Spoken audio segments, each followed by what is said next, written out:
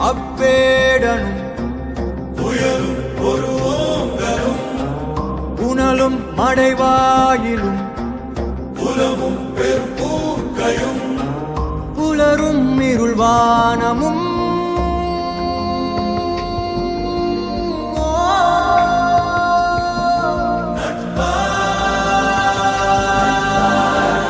எங்காகிலும் பார்த்தது உண்டோ